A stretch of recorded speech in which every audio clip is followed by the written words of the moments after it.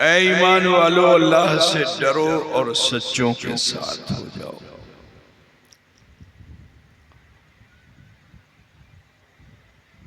अल्लाह का भय क्या है उसे समझना होगा। जैसे हम सांप से डरते हैं, खुदा न खास्ता ऐसे किसी बॉस से डरते हैं, खुदा न खास्ता ऐसे नहीं। जुल्म का भय नहीं, भालो भाषा का भय है। কথা বুঝতেছেন? जुल्म का भय नहीं, भालो भाषा। अब मिसाल के तौर पर तुम अपने माँ बाप से भय करते हो, क्यों करछो? मारछे बाबा, भालोबासा करछे, मोहब्बत करते हैं माँ बाप। इतनी मोहब्बत करते हैं कि अब औलाद को ये ख्याल पैदा होता है कि जुदी हमें किचु उल्टा सीधा करबो तो हमार बाबा हमार माँ राग हो गए, है ना। तो इतनी भालोबासा माँ बाप तुमसे करते हैं कि अब तुम्हारे मन में ख्याल आता है कि हमको बुरा काम नहीं करना चाहिए, जुदी करबो तो बाबा राग होबे, माँ राग होबे। ठीक है ना। हजारों लाखों सारी दुनिया की माओं को, सारे दुनिया के बाप को जमा कर दो, वो मोहब्बत इकट्ठा नहीं कर सकते कि जितनी भालोबासा अल्लाह अपने बंदों से करता है। तो जब अल्लाह हमसे इतनी भालोबासा करता है तो फिर हमें उसका भय तो करना चाहिए ना। उसके नियम, उसके कानून का पालन करना पड़ेगा। जो सटीक पथ अल्लाह ताला ने हमको दिया उस पे हमको चलना पड़ेगा। ठीक है ना। अब उसमें अगर हम गलती करेंगे तो हमें भय करना होगा, अल्लाह से डरना होगा। और फिर उस डर को अगर मोहर लगानी है तो फिर सच्चोवादी संग होना पड़ेगा। डरते रहोगे, डरते रहोगे, डरते रहोगे, कभी मन में कोई नफ्स तुम्हें भुला देगा, अल्लाह के ख्याल से तुम गाफिल हो जाओगे। जब उसके ख्याल से गाफिल हो जाओगे, चोरी करोगे, झूठ बोलोगे, डाका डालोगे, जुल्म करोगे, खता करोगे। ठीक। लेकिन चाहते हो कि इस भय के दायरे में मैं रहूं और अल्लाह की मेहरबानी मुझ पर होती रहे, तो अल्लाह ने मिजाज दे दिया कि वकुनु माअ सादिकीन, कि अल्लाह से भय करो और सत्यवादी संग होए जाओ। ठीक है जी। आओ मैं तुम्हें भय दिखाना चाहता हूं, अल्लाह का भय कैसा होता है। हुजूर गौसुल आजम पीराने पीर दस्तगीर शेख अब्दुल कादिर जीलानी मोहिउद्दीन अब्दुल कादिर जीलानी रदियल्लाहु ताला अन्हु वरदाहुन्ना के जो माँ बाप थे बड़े मुत्तकी थे, अल्लाह से डरने वाले थे। तो हजरते मूसा जंगी दोस्त, अबू साले मूसा जंगी दोस्त, अभी इनका ब्याह नहीं हुआ था, शादी नहीं हुई थी, और ये किसी काम से जा रहे थे। रास्ते में सुना नदी के किनारे किनारे चल रहे थे। अचानक एक सेब बहता हुआ आया। आपके मन ने चाहा कि लाओ इस सेब को खा लूं। झट से हाथ डाला, सेब को उठाया और मुख तक ले गए। कुछ रवायत है कि चख लिया, कुछ ये कि नहीं मुख तक ले गए। फौरन ख्याल आया कि इटा अन्नो जिनिशा छे। क्या अन्नो जिनिस बुझता है ना, इटा अन्नो जिनिशा छे, इटा आमी भूल करलम। अब भूल करलम तो वहां तो कोई घर नहीं, कोई बाड़ी नहीं, कोई गांव नहीं, नदी का किनारा है, बहता हुआ सेब आ रहा है, कहां से आ रहा है। तो शरीयत का हुक्म यह है कि अगर पड़ी हुई जमीन चीज, जमीन पे किसी की गिरी हुई चीज है, तुमने अगर उठा लिया तो तुम्हारी जिम्मेदारी बनती है कि उसके मालिक को ढूंढकर उस तक पहुंचाओ। ये है इस्लामी शान, ठीक। लेकिन अगर ढूंढते ढूंढते थक जाओ और वो मालिक तुमको ना मिले तो फिर शरीयत का हुक्म ये है कि बैतुल माल में जमा कर दो। और अगर बैतुल माल भी नहीं है तो फिर जहां से उठाया था वहीं रख दो। खुदा बुझ रहा है तुमको भाई, परानपुर वाला कोई असुविधा तो नहीं ना? हाँ, मुझे 1.5 महीना हो गया मुसलसल बोलते बोलते गले का हाल देख रहे हो क्या है ना, गला घोंट दिया है ना? अभी आपने सुना बोला, सुना आपने? तो अब ये ख्याल पैदा हुआ कि यहाँ कोई गांव नहीं, कोई आबादी नहीं, बस्ती नहीं, किसको दें? बैतुल माल भी नहीं है। तो कहा जहां से उठाया था वहीं धर दो। तो उठाया था उन्होंने पानी पर से, तो पानी जहां से उन्होंने उठाया था वो पानी तो बह गया। जे खने जहां पानी से उठाया था तो सीटा पानी सीटा फूटा ओकने थक बे चला गया। तुम हिंदी बोलो हम बांग्ला बोले, है ना? बहुत सही है। चला गया। अब ख्याल आया कि या अल्लाह वो पानी तो चला गया जहां से मैंने उठाया था। की करते हो गए? बैतुल माल भी नहीं है, की करते हो गए? कहा कुछ नहीं, इसके मालिक तक मुझे जाना है। दुनिया घूमूंगा, चक्कर लगाऊंगा, जब तक इसका मालिक मिलेगा नहीं चलता रहूंगा। देखो ये अल्लाह का भय। एक भूलमी कोल्लम खोती कोल्लम, उस खोती को शेष होने के लिए हजरत अबू साले मूसा जंगी दोस्त ने अपने सारे जरूरी काम को छोड़ दिया और फिर जिस तरफ से बहता हुआ सेब आया था उसी तरफ चलने लगे। अपना रास्ता छोड़ दिया। अब उसी नदी के किनारे किनारे किनारे किनारे चलते चलते पैर में छाला पड़ गया। कुर्ता उतार करके कपड़े से बांध लिया पैर को और इस हाल में भी चल रहे। कपड़ा भी चीथड़ा बन गया। इतना लंबा सफर किया। बहुत दूर जाने के बाद देखा कि एक बगान है और सेब का बगान है। सेब की डालियां नदी की तरफ झुकी हुई हैं। इस सेब से उस सेब को जो मिलाया तो कहो लगता है इसी गाछ का ये फल है, तो लिहाजा इसके मालिक से हमको माफी मांगना चाहिए। अब घूम करके दरवाजे पे आए बगान के और शब्दों किया तो अंदर से एक बड़ा बूढ़ा मानुष, कमजोर, कमर झुकी हुई, डंडे के सहारे चलने वाला, चलता चलता वो दरवाजे पे आया। उसने दरवाजा खोला। जैसे ही दरवाजा खुला, अस्सलाम वालेकुम रहमतुल्लाहि व बरकातुहू। वालेकुम अस्सलाम व रहमतुल्लाह। कहा हुजूर আমি একটা ক্ষতি করলাম, আমার ক্ষতি মাফ করে দেন। कहा मैं तुमको पहचानता भी नहीं हूं, कैसी ক্ষতি? कहा नहीं हुजूर आपने माफ कर दें। 2-3 मरतबा बूढ़े आदमी ने ऊपर से नीचे उसको देखा। कहा ये तो दीवाना भी नहीं मालूम होता, मेरी कोई चीन नहीं, पहचान नहीं, कोई गलती इसने नहीं की। पूछा क्या खोती किया तुमने? कहा हुजूर हम फला मुकाम पे थे, आपके बगान का सेब बहता हुआ गया था, उस सेब को हमने उठा करके मुख से लगा लिया था।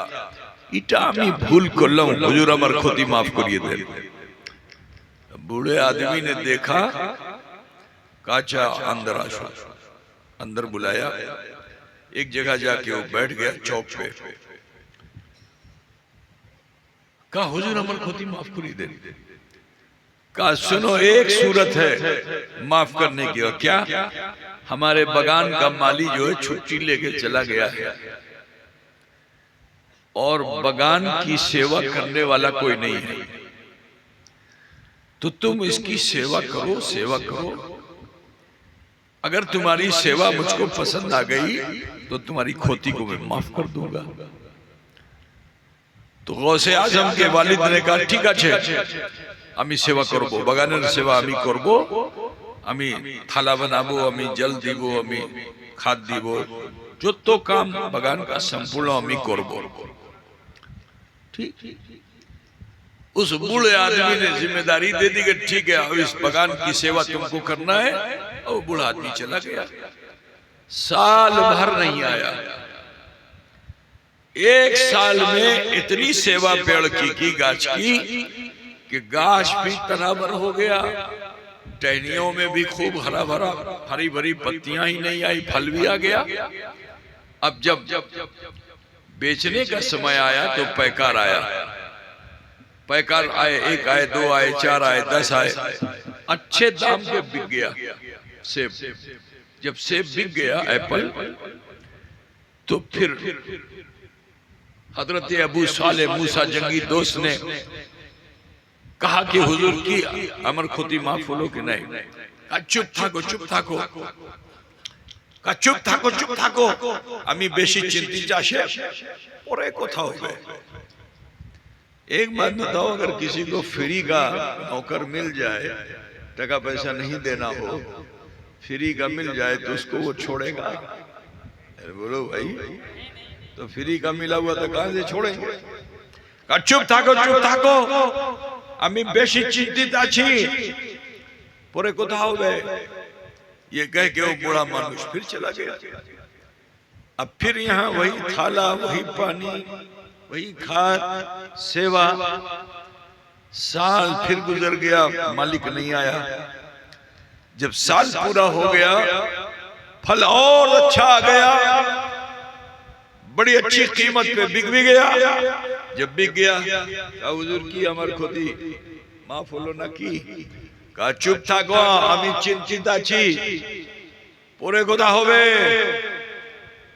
तो दोबारा फिर जब यही कहा तो फिर ये चुपचाप हो गया, वो बूढ़ा आदमी चला गया। फिर साल गुजरा, फिर फल आया, फिर बिका। जब बिक गया तो कहा हुजूर की अमर खुदी माफ होलो ना की? का चुप থাকো, चुप থাকো, আমি বেশি চিন্তিত আছি। तब हजरत अबू साले ने पूछा कि मेरे मालिक आपने चिंता की? सीधा बोलो।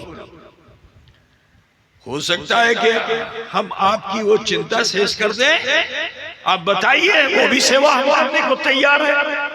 की चिंता? का चिंता इटा एकटा আমার মেয়ে আছে, মেয়ে আছে। हम चाहते हैं कि समय पे उसका ब्याह हो जाए, लेकिन उसके हिसाब का कोई वर हमको मिल नहीं रहा है। इतना कहा, उसके बाद फिर बूढ़े आदमी ने उसके चेहरे पर नजर जमाई और उसने कहा ठीक है, আমি তোমার ক্ষতি মাফ করে দেব। কি তুমি আমার মেয়ের সঙ্গে বিয়ে করবেন? अरे मेरी बांग्ला समझ रहे हो ना भाई? मैं संगे বিয়ে করবেন? का हुजूर যদি ক্ষতি মাফ হবে তো আমি বিয়ে করিয়ে নেব। कहा लेकिन सुन, मेरी जो बेटी है चौकनाई, क्या बोलते हैं उसको तुम लोग वहां तो काना बोलते हैं, इतनी बड़ी बुजुर्ग है उनके लिए हम ये शब्द नहीं बोल सकते, ठीक है ना? का चौकनाई कोई दरकार नहीं हुजूर, हमी करिए नहीं। वो का सुनती भी नहीं है, बोलती भी नहीं है। हुजूर कोई दरकार नहीं, हमी यदि आपने हमार क्षति माफ करी तो हमी करी नहीं। वो कहा लेकिन और सुन, वो लूली है, करबेन? कहा हुजूर यदि क्षति माफ हो तो हमी करी नहीं। कहा लेकिन सुन, वो चल भी नहीं पाती है, लंगड़ी है, बे करबेन? कहा हुजूर यदि क्षति माफ होबे तो हमी करिए नहीं। बताओ आज के जमाने में किसी नौजवान का रिश्ता ऐसी लड़की से हो, तो करेगा? गला घोंट देगा। समझ गए कि नहीं? है ना? आप समझ गए कि नहीं? गला घोट देगा।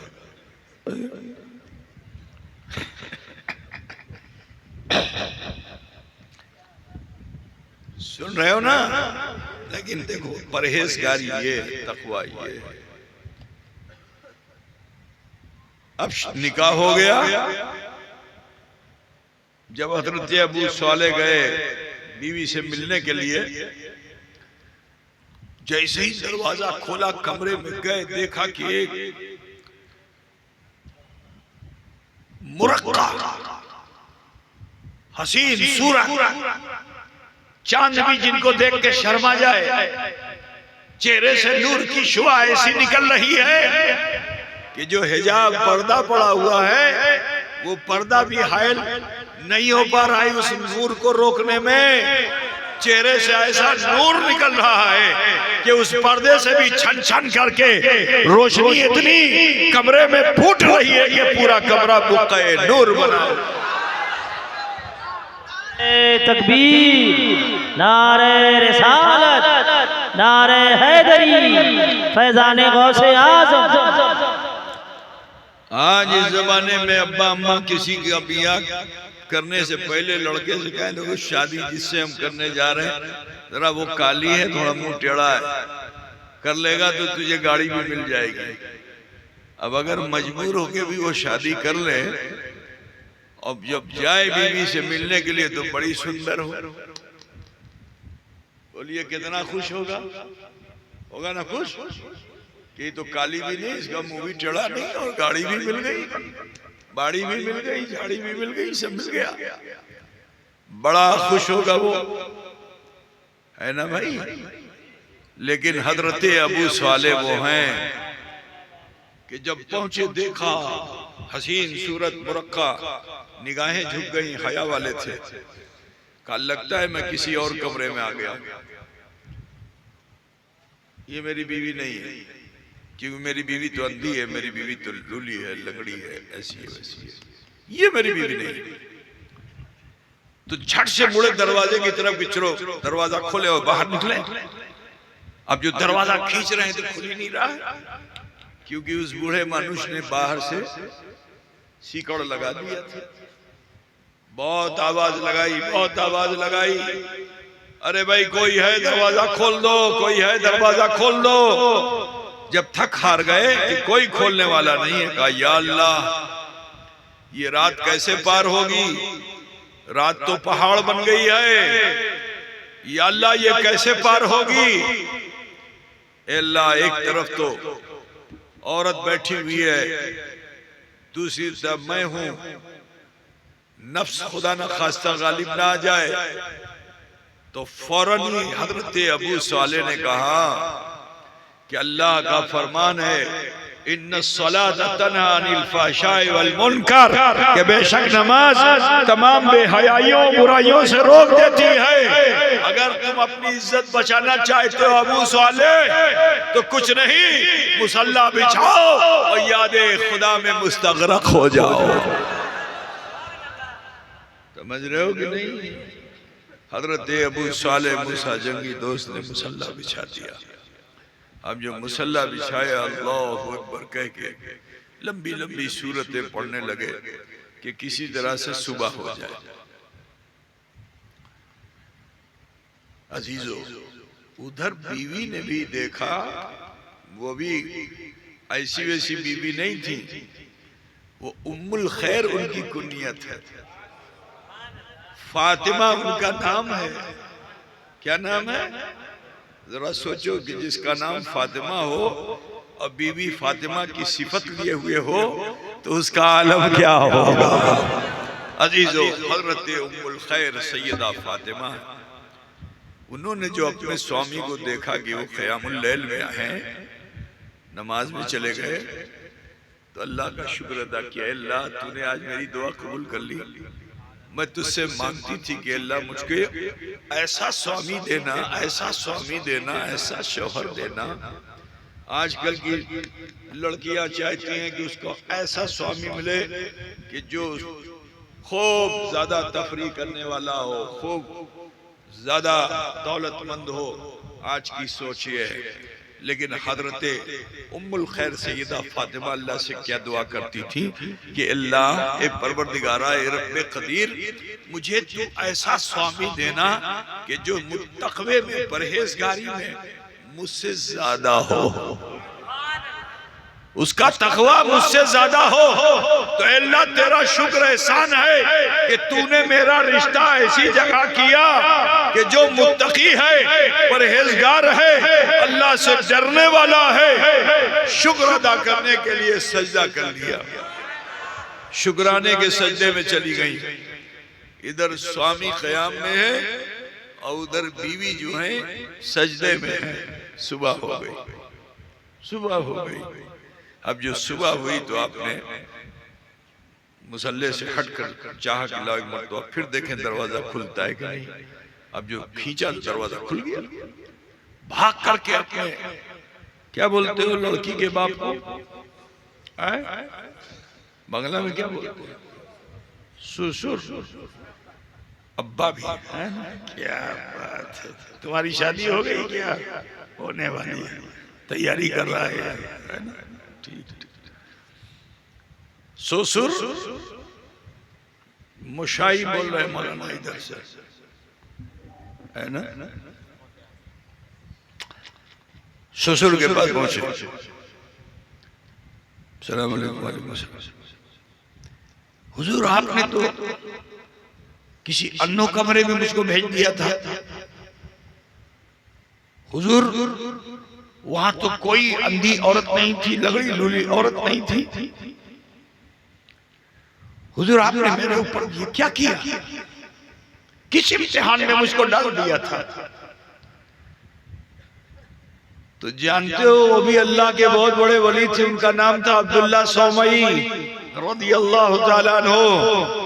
तो हजरत सैयदना अब्दुल्ला सौमई ने पीठ पर हाथ फेरा, पेशानी चूम ली और फरमाया, बेटा मैंने तुझे जिस हुजरे में भेजा था वो किसी गैर का हुजरा नहीं था, वो मेरी बेटी ही का हुजरा था। तो कहा हुजूर आपने तो बताया था कि वो अंधी थी, वो गूंगी है, बहरी है, लूली है, लगड़ी। वहां तो ऐसी कोई औरत नहीं, वो तो बड़ी हुस्न जमाल की पैकर औरत थी। उसके नूर की शुआओं से पूरा कमरा नूर नूर हो गया था। कहा बेटा मैंने तुझसे कहा था कि मेरी बेटी अंधी है, इसलिए कहा था क्योंकि उसने कभी किसी गैर महरम को देखा ही नहीं। महरम गैर महरम तुम्हारे वहां की माँ बहनें समझती कि नहीं समझती है? तो जेठ महरम होता है कि गैर महरम होता है? चलो तुम ही लोग बताओ। जेठ जो होता है, जेठ से मतलब ज्येष्ठ, देवर, भाई का भाई, स्वामी का भाई, स्वामी का बड़ा भाई, स्वामी का छोटा भाई, क्या है? एक ज्येष्ठ होता है, एक देवर होता है ना। तो महरम है कि गैर महरम है? चलो बताओ। जोर से बोलो ना, अब जानते नहीं तो बोलेगा क्या? क्योंकि आपके समाज में ये रिवाज नहीं है ना। सबसे ज्यादा पर्दा करने का हुक्म जो अगर रसूलुल्लाह ने दिया है औरतों को, तो किससे? ज्येष्ठ से और देवर से। समझ रहे हैं ना। और बहनोई को, जो बहनोई है, तो बहनोई का मिजाज हिंदुस्तान में क्या है कि बहन जो होती है, बहन की बहन, तो वो स्वामी को बिल्कुल समझती है कि अब उससे मजाक करेगी, उससे तफरीह करेगी, उससे उल्टा सीधा करेगी। बहुत शदीद गुनाह है, ठीक है, गुनाह कबीरा है। इससे हमारी माँ बहन बेटियों को बचना चाहिए। समझ गए ना, बात आ गई तो मैंने अर्ज कर दिया। अल्लाह करे कि वो तहजीब जो रसूलुल्लाह ने हमें दी है वो तुम्हारे घरों में भी आ जाए इंशाअल्लाह। तो सुनो, कहा बेटा मैंने कहा था मेरी बेटी अंधी है इसलिए क्योंकि उसने कभी गैर महरम को देखा नहीं। मैंने कहा था कि वो बहरी है इसलिए कहा था क्योंकि उसने कभी किसी की गीबत को सुना ही नहीं। गीबत समझते हो कि नहीं आप लोग? जो चाय की दुकान में बैठ के होती है, कान में आके फुसफुस करता है, समझिए उसको क्या बोलते हैं? अब जो भी बोलते हैं समझ गया ना, बस समझ जाओ ये काफी है, जरूरी नहीं कि मैं बोलूं शब्द आपका समझ लीजिए। ठीक, कान में आके कुछ कहा, बैठ करके 5 लोगों में गपशप कर रहा है किसी के बारे में, तो चुगली और गीबत कभी उन्होंने सुना नहीं। तो कान में चुगली होती है, 5 लोगों में बैठ करके तबसरा करना, इसको गीबत कहते हैं। ठीक है ना? अच्छा साहब, उसके बाद फिर उन्होंने कहा कि मेरी बेटी गूंगी है क्योंकि कभी उसकी जुबान पर कोई गैर शरई कलमा आया ही नहीं।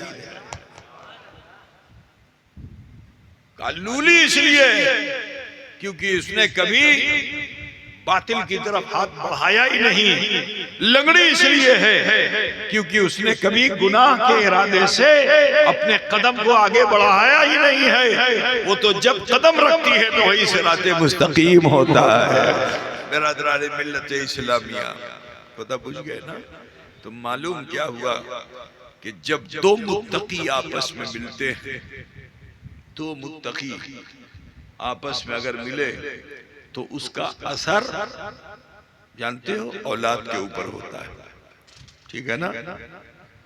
वो काना अबूहुमा सालिहा, कि जिनके माँ बाप साले होते हैं उनकी सिफतें नस्लों में गुजर करके बहुत नीचे तक तुम्हारी खूबियां जाती हैं। ठीक है ना? कुरान पाक में हजरत मूसा और हजरत खिद्र का जिक्र है, बहुत लंबा वाकया है। बस इतना समझ लो कि एक दीवार गिर रही थी, खिद्र अलैहिस्सलाम उसको गए टेका लगा दिया, पीठ लगा दिया। हजरत मूसा ने पूछ लिया, तो ए खिद्र इटा तुम्हें की कोशिश? तो हजरत खिद्र ने फरमाया कि ए मूसा, मैं इस दीवार को सीधा कर रहा हूँ। कहा क्यों? मूसा अलैहिस्सलाम तो क्वेश्चन बहुत करने वाले थे ना। कहा क्यों? कहा इसलिए क्योंकि इस दीवार के नीचे यतीम का माल दफन है। यदि ये दीवार गिर जाएगी लोग उसका माल लूट ले जाएंगे। ठीक है ना? तो उस यतीम के जो माँ बाप थे, तो तफसीर में ये है कि 14वीं पुश्त में 14 पुश्त ऊपर उस यतीम बच्चे के जो दादा परदादा लकड़दादा थे वो नेक और स्वाले थे। खुदा न पूछते छिन्ना, तो जिसकी 14 पुश्त ऊपर अगर कोई नेकी करे तो असर इतना नीचे तक आता है। मेरे अजीज, अगर नस्लों में ये नेकियां कायम हो जाएं तो समाज की बुराई खुद ब खुद दूर हो सकती है ना? तो जब 2 मुत्तकी आपस में मिलते हैं, मैं यहाँ थोड़ा सा बता दूं कि हजरत हाजिरा का सफा और मरवा पे दौड़ना है ना? हजरत हाजिरा का सफा और मरवा पे दौड़ना अल्लाह को इतना भा गया क्योंकि वो सफा और मरवा भी अल्लाह की मखलूक है, लेकिन बहुत अल्लाह से डरने वाली मखलूक है। तूफान नूह में भी जिक्रुल्लाह में कमी उसने नहीं की, तो अल्लाह ताला ने उसको एजाज बख्शा हजरत हाजिरा के कदमों से। जब हजरत हाजिरा का कदम उस पत्थर पे पड़ गया तो यूं कह लो कि जब 2 मुत्तकी आपस में मिले तो उसका असर इस्माइल की एडियों पर नजर आता है कि ठोकर मार दी तो जमजम का वजूद हो गया। तो मुझे कह लेने दो कि जब हजरत अबू सालेह और हजरत उम्मुल खैर आपस में मिल गए तो उनके मिलने के असर से जिसका वजूद हुआ उसका नाम अब्दुल कादिर है। जब वो जवान हुआ तो उसने बता दिया कि मेरे कदम में भी पावर ऐसा है कि कदम ही हाज़ी अला रक़बते कुल्ले वलील्लाह, कि मेरा ये कदम तमाम वलियों के कादिर। वाह वाह वाह वाह वाह, नारे तकबीर, नारे रिसालत, नारे हैदरी फैजाने गौसे आजम। वाह खुदा बुझते ना बाबा तो समाज फरमाइए हुजूर गौसे आजम की तुमने बहुत करामतें सुनी होंगी ना।